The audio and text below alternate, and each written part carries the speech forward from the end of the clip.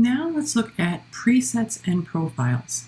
So I have opened up two different versions for you because I don't know which version you're going to be on.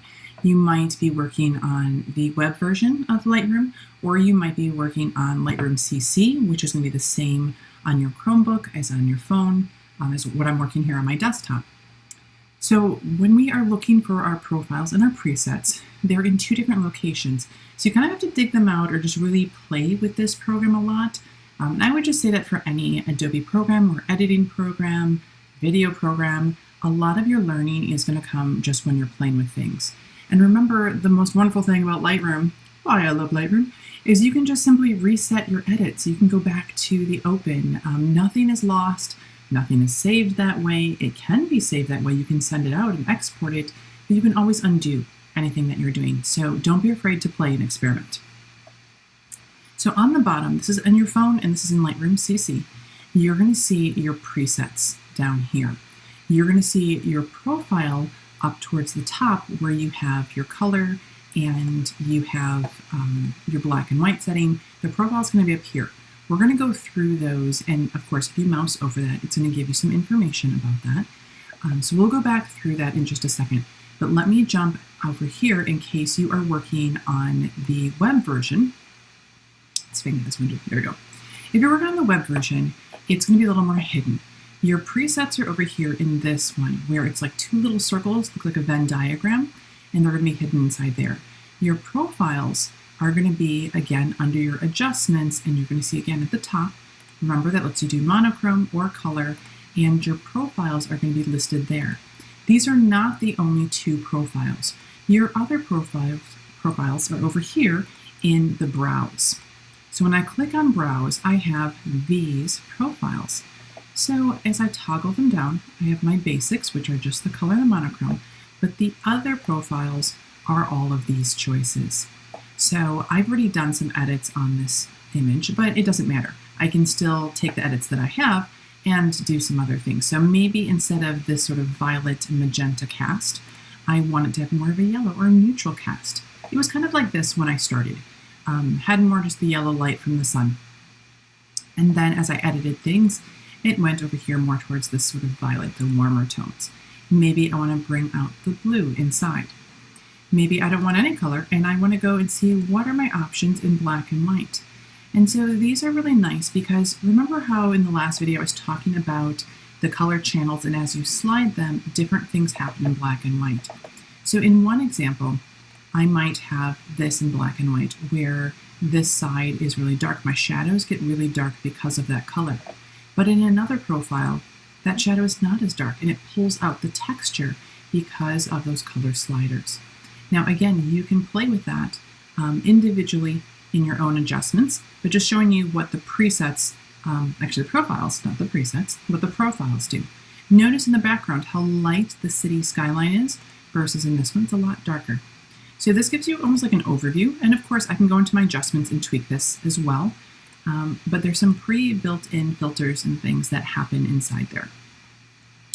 So you're going to go through and just going to skim through these. A mixture not as violet, it has a little bit more blue and a lot more teal inside.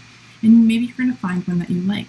Maybe you know that you like these old vintage images and like, oh, what makes it vintagey? This yellow and gold sort of feel to it. So you might look through and say, hey, I tend to love vintage 8 all the time. I don't know. That's what you're going to play with. Now let's take a peek at that same thing over here in Lightroom CC.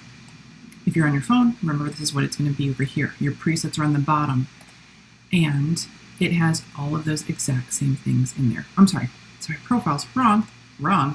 Browse all profiles, still at the top, still those same ones. There's my vintage. If I liked vintage 8, it's still in there. Notice that warm sort of honey gold color that's in there. It looks like rose gold, really nice. And you can also decide how much do you want that to be. Do I want more rose gold? Do I want it more towards the original? So you can see the effect as well with the sliders. This definitely happens when you're on your phone and happens in CC. So I really like this. You see it less when you're on the web version. Just an option. Okay, since we are here, hit the back button.